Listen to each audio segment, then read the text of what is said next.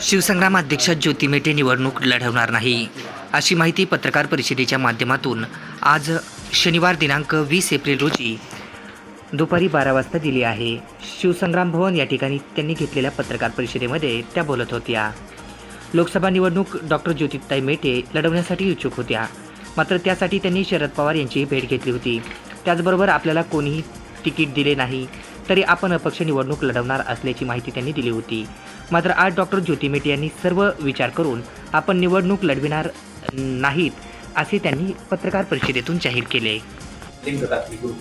बीड लोकसभा 2024च्या बाबतीत जनतेतून मागील काही काळामध्ये उत्स्फूर्त प्रतिक्रिया माझ्या उमेदवारीबाबत येत होती आणि या उत्स्फूर्त प्रतिक्रिया त्याचबरोबर जनतेतून त्यांचा स्वाभिमान जपण्यासाठी मी लढावं असं सातत्याने मला सांगण्यात येत होतं।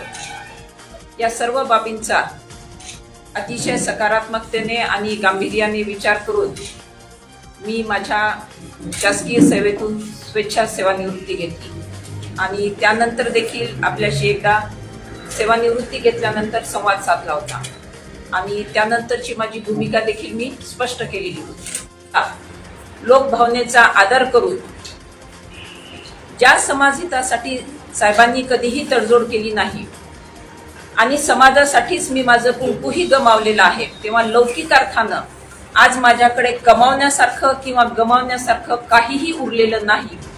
त्यामुळे मी परत एकदा रिपीट करते की व्यापक जनहिताचा निर्णय विचारात घेऊन बीड लोकसभा 2024 न लढवण्याचा डॉक्टर ज्योती विनायक मेटे आज निर्णय जाहीर करत आहे।